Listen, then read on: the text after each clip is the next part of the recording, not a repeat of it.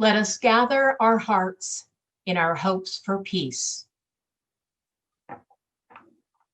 Good morning and welcome to Granite Peak Unitarian Universalist Congregation in Prescott, Arizona.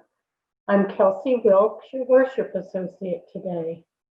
We extend a warm welcome to all. We're glad you're able to join us and we hope you are in good health. We wanted to stay connected, so please join us for the breakout rooms after the service. This will give us time to chat with congregants in small groups. Reverend Becky Gunn will remain in the main Zoom room after the service for greetings and discussions. If you're joining us for the first time, please check out our website for more information about us, prescottuu.org. This is the mission statement of our congregation.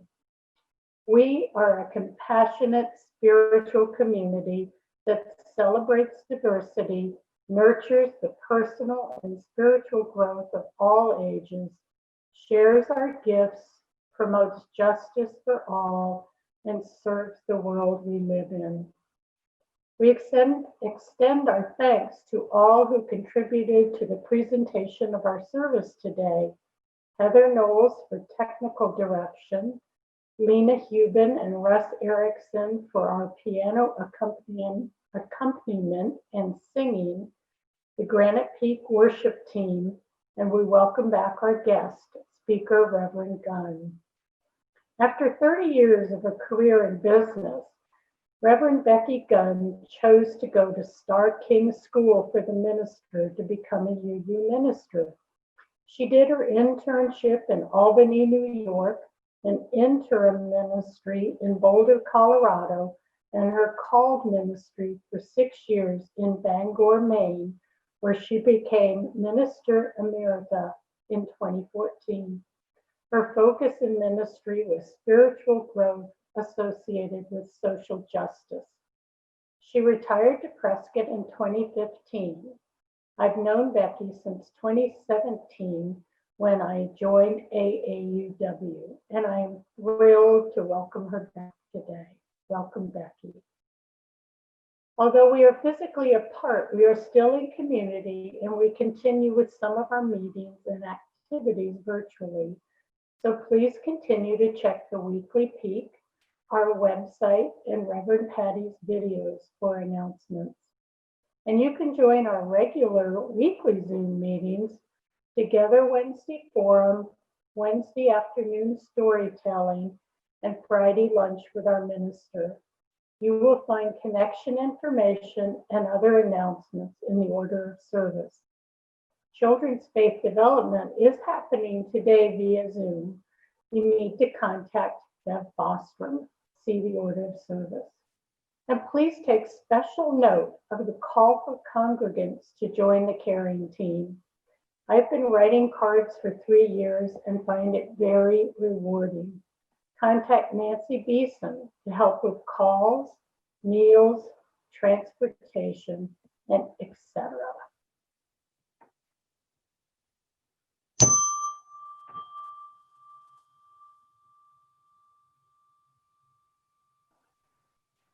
We traditionally begin our service in the Unitarian Universalist tradition of lighting a chalice. As we do so, listen to the words of Byron Pulsifer. Courage is not a specific set of skills that can be taught. Courage instead is the combined elements of the human condition. These combined elements are composed of caring, compassion, service, kindness, and love. As we light this chalice, know that we are all courageous. Alone or together as a community, we show our courage every day by facing our fears.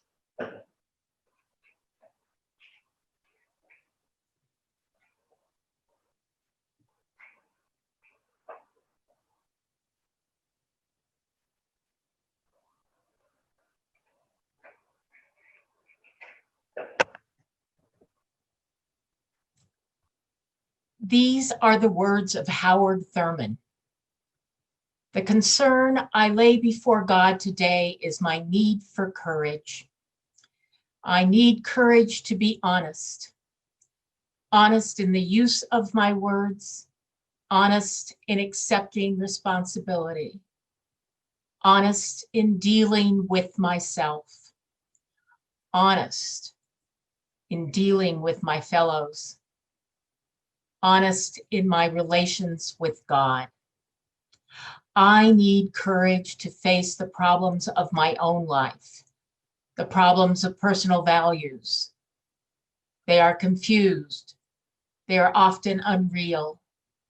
They are too exacting for comfort. The problems of my job. Perhaps I am working at cross purposes with my own desires, ambitions, and equipment. Perhaps I am arrogant instead of taking pride in doing work well. Perhaps I am doing what I am doing just to prove a point, spending a lifetime to prove a point that is not worth proving after all. Perhaps I have never found anything that could challenge me, and my life seems wasted. Here, in the quietness, I lay bare before God my courage, for the strength to be honest, for the guidance to deal effectively with the problems of my own life. Come, let us gather this morning seeking courage in our daily lives. Please join in singing our first hymn, which is number 389, Gathered Here in the Mystery of the Hour. Please sing along with the video.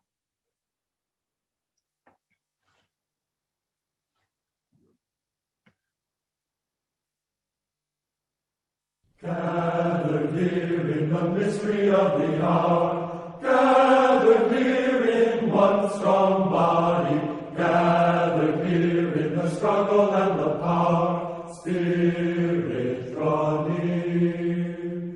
Gathered here in the mystery of the hour, gathered here in one strong body, gathered here in the struggle and the power, gathered here in the struggle and the power, gathered here in the struggle and the power, gathered here in the struggle and the power, gathered here in the struggle and the power, gathered here in the struggle and the power, gathered here in the struggle and the power,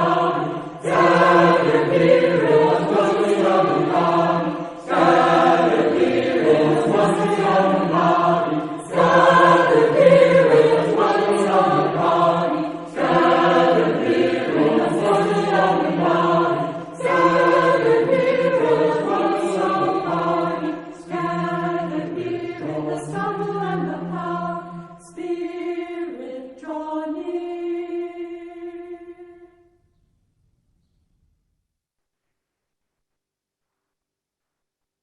I'm going to move right into the covenant. It is on the screen. Please say along with me, love is the doctrine of this congregation. The quest for truth its sacrament, and service is its prayer. To dwell together in peace, to seek knowledge and freedom, to serve others in community. Thus do we covenant together.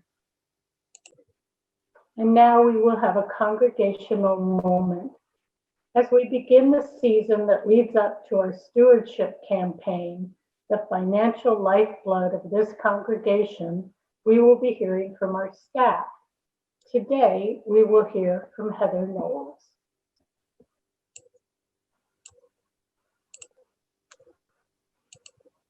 Hi, I'm Heather Knowles, and I started attending Granite Peak back in the fall of 2017. I became the office administrator almost 2 years ago now, in the spring of 2019. So the theme of this year's stewardship campaign is joining together to share our gifts. And I wanted to do this little film in front of the food pantry that Patty organized here in the sanctuary. And it's such a great example of how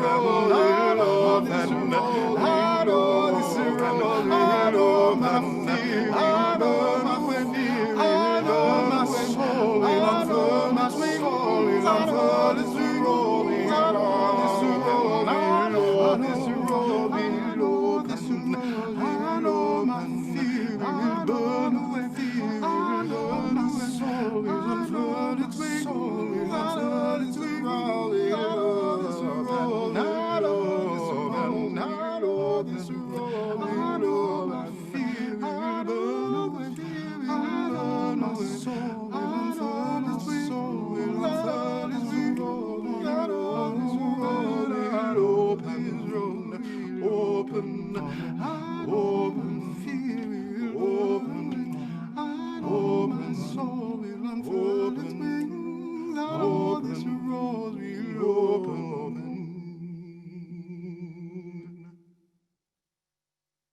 And now there's a reading from a children's book by Bernard Lauber called Courage. There are many kinds of courage, awesome kinds and everyday kinds. Still, courage is courage, whatever kind.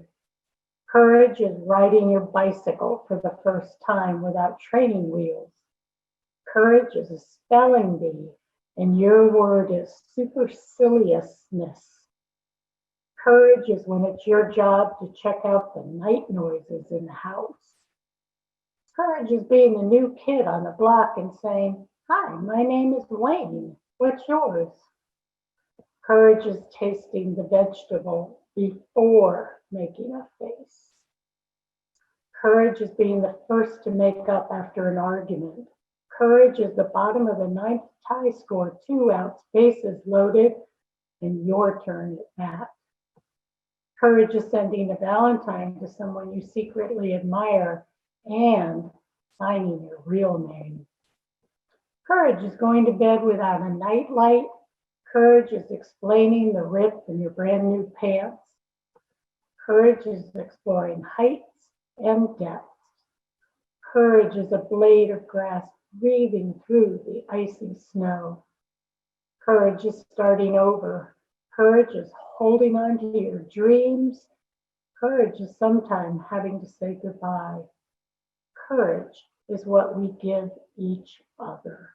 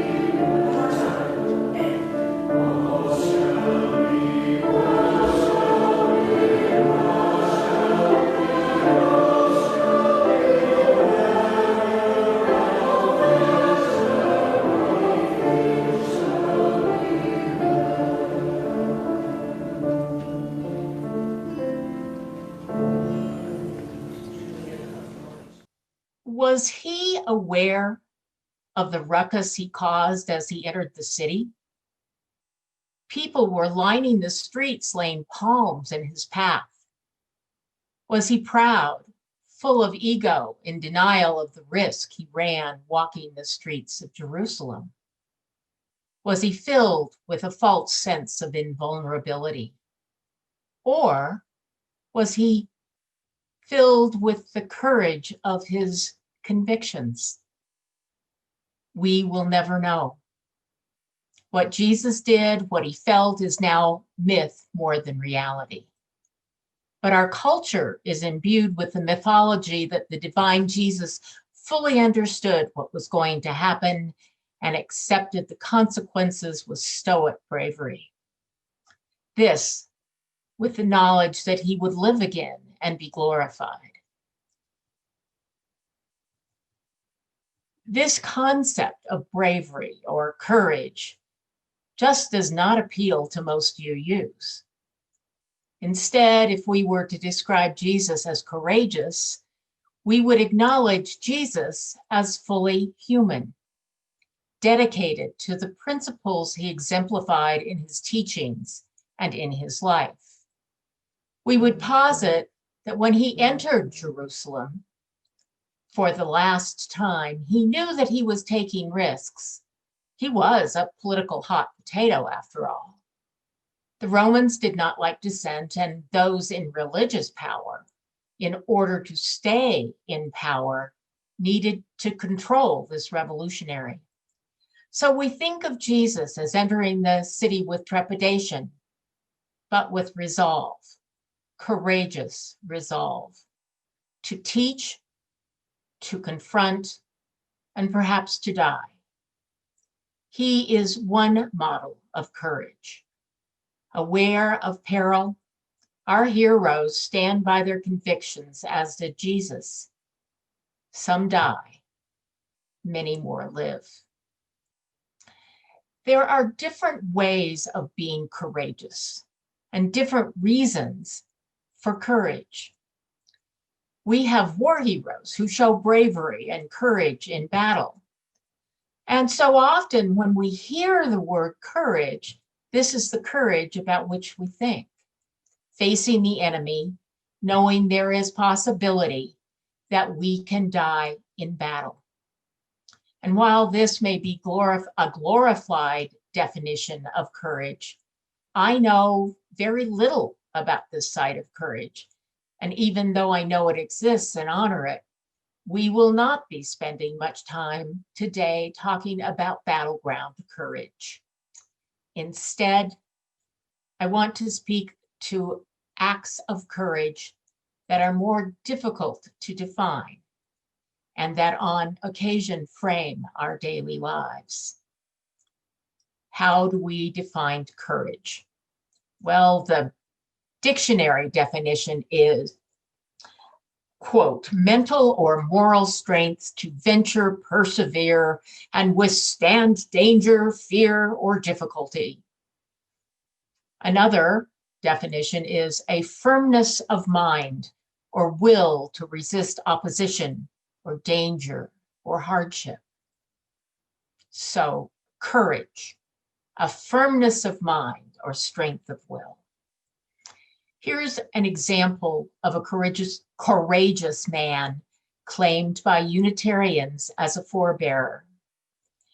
In Prague, in the 1400s, Jan Hus was a cleric who believed that the people had the right to hear Mass in a language they understood, and also to share not only in the bread, but also the wine in communion. He was exiled for years, but finally was tried at Constance for his heresy. Given the opportunity to recant, he did not, and he was subsequently burned at the stake. Yes, this is an example of courage for standing for one's convictions. Another Unitarian hero is Michael Servetus. Let's consider his courage. He was a devout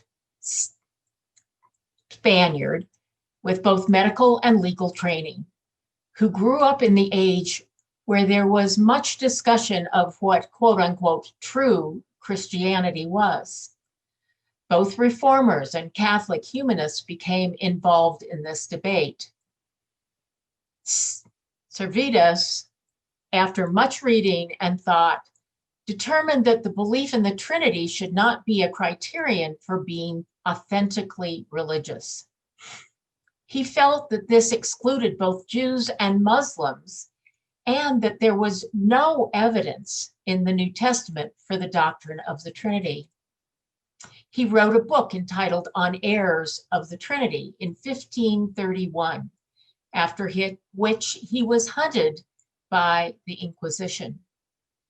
For 2 decades, he avoided capture.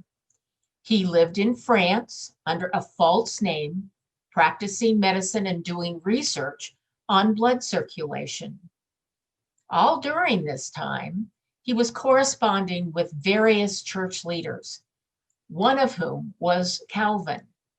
He understood well that Calvin did not agree with him and considered Servetus a heretic. But for some odd reason, after 20 years in hiding, Servetus went to Calvin's Geneva. to press his argument against the Trinity in person. As a result, in 1553, he was captured, tried, convicted of heresy, and refused to recant. Like Hus, he was burned at the stake. As with many heroes, from the sidelines, we might wonder about whether this act of bravery was in fact foolhardy or simply futile. In Servetus' case, I believe that I would say yes, it was an act of conviction, but was it also hubris to come out of hiding after 20 years? What did he ultimately think he was accomplishing? Might we find this type of courage a bit arrogant or audacious? Was he really standing up for his beliefs? Or was he trying to regain a bit of celebrity, and in doing so, end up losing his life? Again, we will never know. And it just may be that, as with beauty, courage is often in the eye of the beholder. We know other courageous folk, people we admire and perhaps try to emulate. Martin Luther King, Malcolm X, the Reverend James Reed, Gandhi. These individuals lost their lives standing for their beliefs. But I do not think courage necessarily means the loss of life. In fact, very few of us who do courageous things anticipate losing our life as a result. I did my internship in Albany, New York, and in the 80s, that congregation provided a very real example of courage. On May 21st, 1984, the Times-Union, the local newspaper, reported, quote, "Willing to go to jail, officials of 2 Albany churches have made plans to provide an illegal sanctuary for refugees from El Salvador and Guatemala. The First Unitarian Society of Albany and the Albany Friends Meeting expect to house refugees fleeing persecution, torture, or death in their homelands," unquote.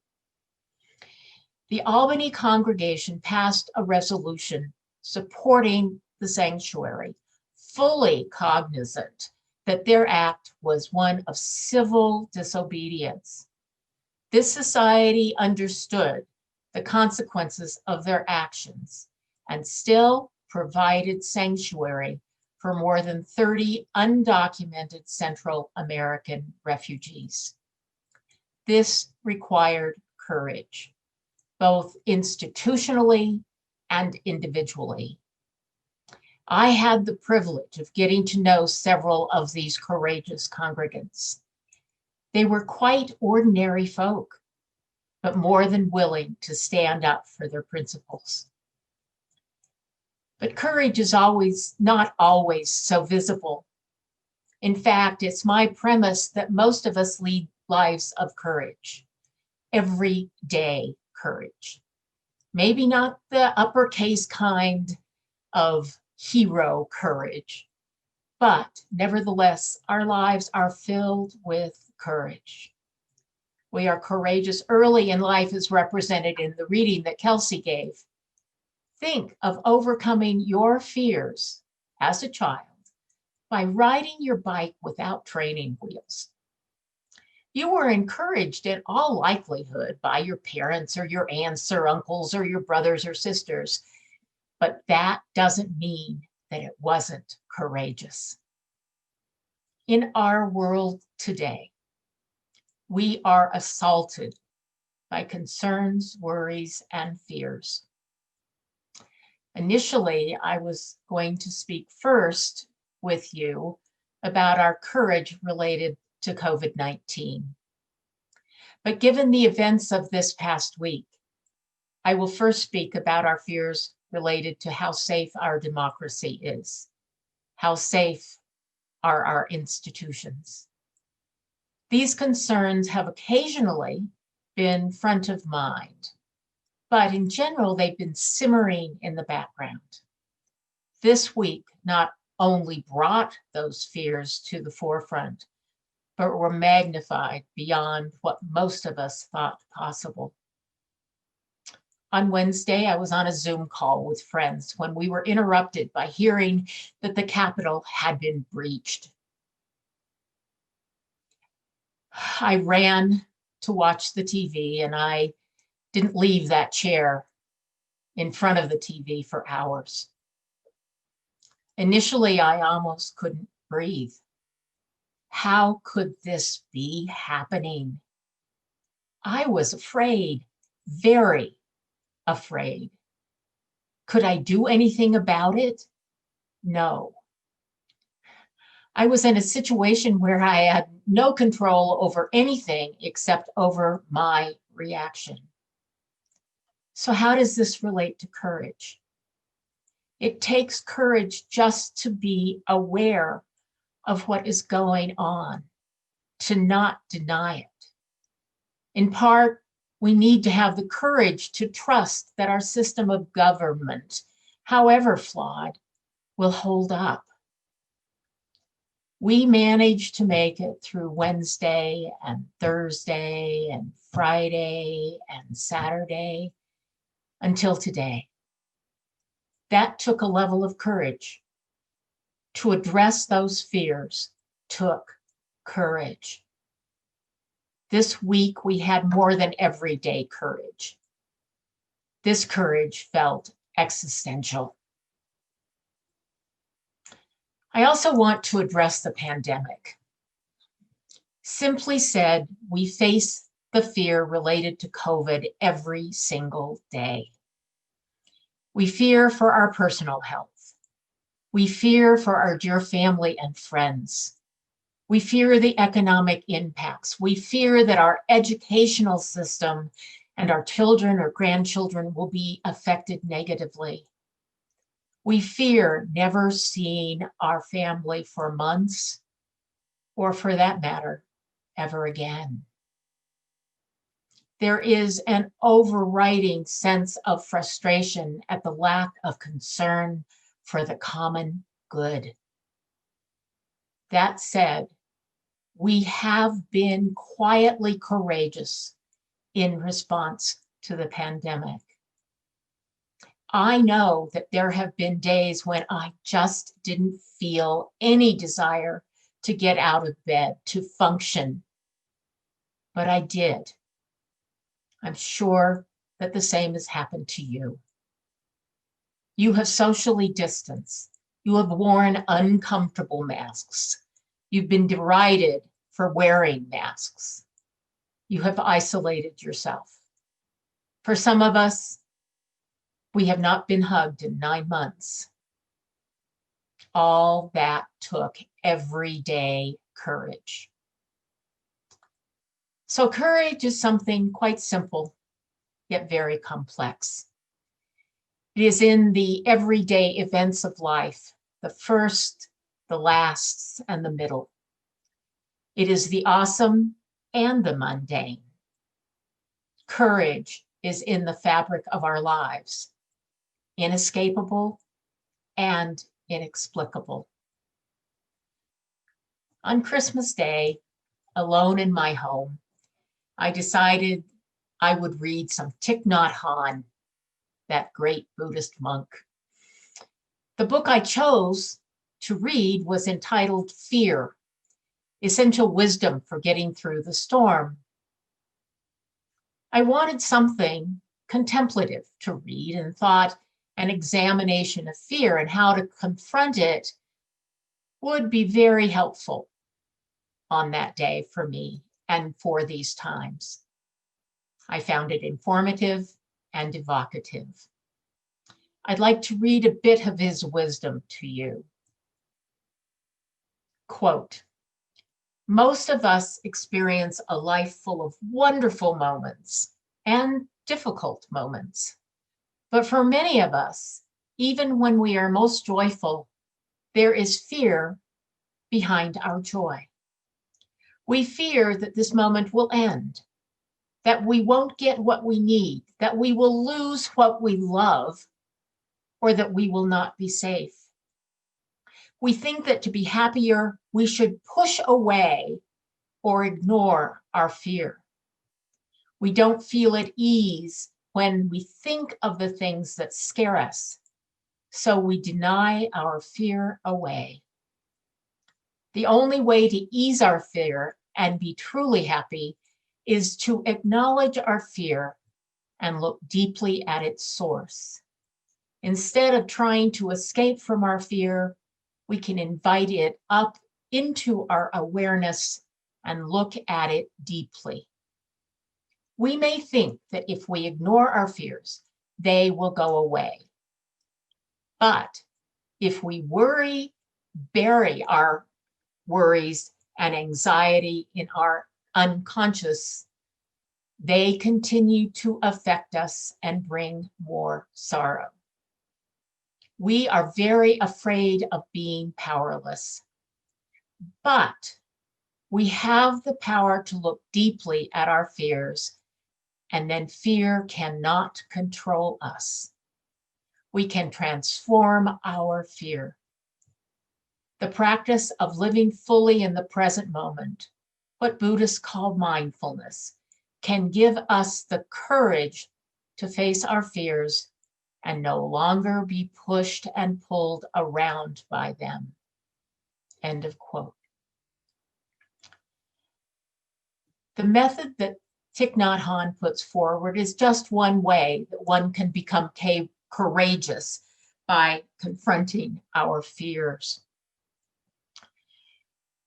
I am not suggesting any method in particular in how you choose to confront your fears, just that you need to be aware somehow of a process to meet your fears and face them. Denying your fears, giving into your fears does not help you. But if you become aware of your fears, you will have dealt with them with courage. I also think that we deny our acts of courage. We say, oh, not me. I'm not courageous. Just as we need to be aware of our fears and not allow our fears to consume us, we also need to recognize that we are dealing well with life. And that part of that dealing with life is that we are living lives of courage. I'm not talking about the capital H hero kind of things. I'm talking about how you deal with your life every day. We exhibit courage daily. I suggest that we become more aware of our acts of courage. To yourself, right now, think of an act of courage that you do or have done. Now, I'm going to tell you one of mine, and it's a small one. I fear goofing up using Zoom, even though I've done more than my share of teaching on Zoom. I don't like to mess up. I'm fearful of that. But here I am today sermonizing with you. It's a small act, an everyday kind of act, but it's courageous nevertheless. Take a minute now, and I want you to think of your act of courage. You might even want to share that act via the chat in Zoom. So let's just take a moment and think of it.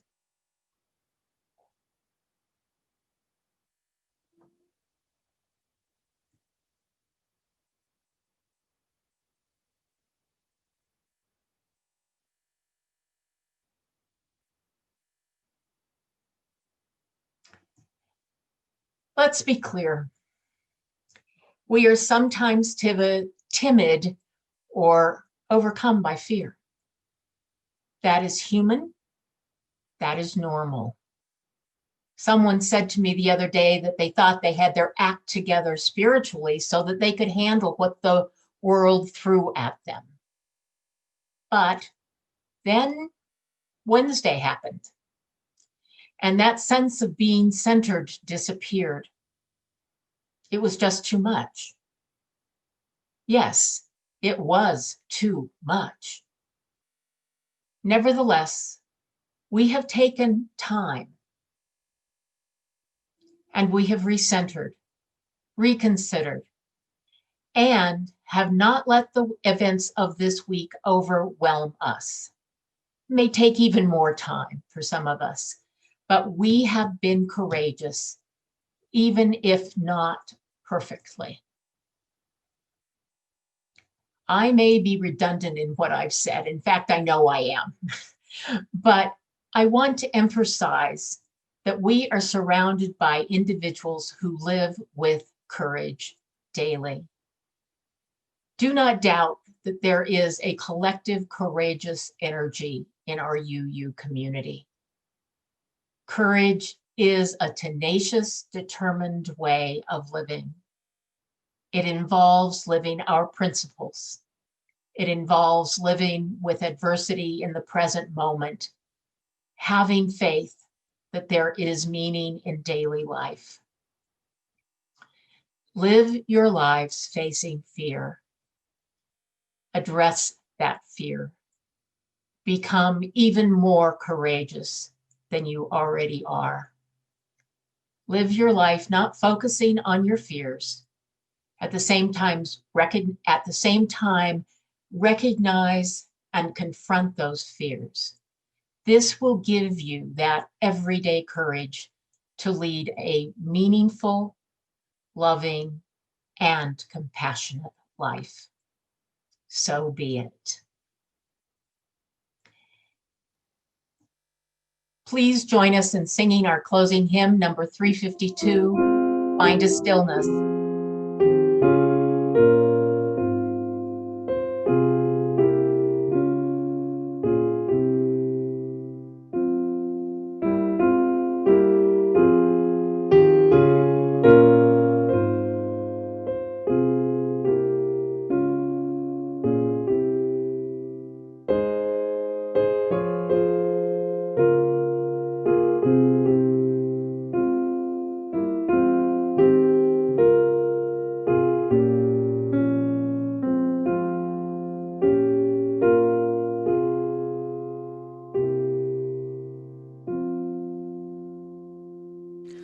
Find a stillness, hold a stillness, let the stillness carry me.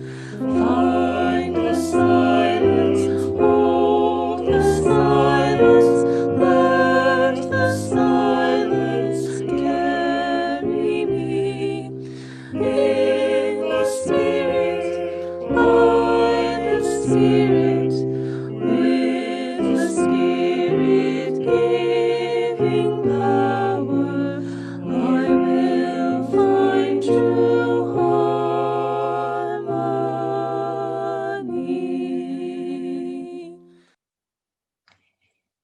In the spirit of benediction, spirit of love and life, we ask this day for the gift of everyday courage.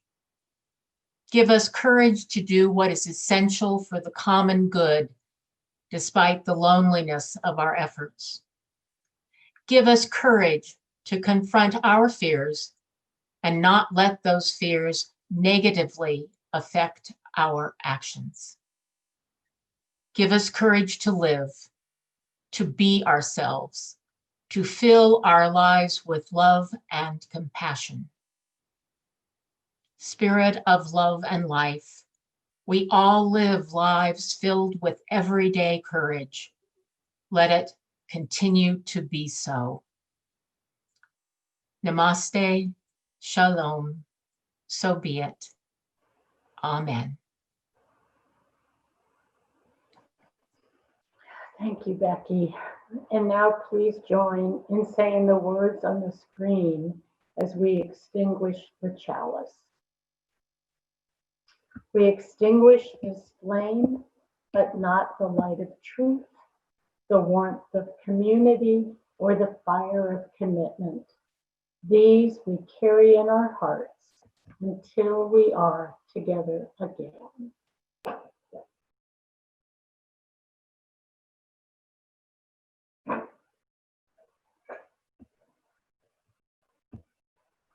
And now I invite you to take as much time as you wish to visit with your friends and visitors in our chat room. Stay online to be put into a chat room or remain in this main Zoom to join in our discussion with our guest, Reverend Becky. Our worship time has ended and now our service begins. Go bravely forward in our continued support for a just world. Stay healthy and be safe. So may it be.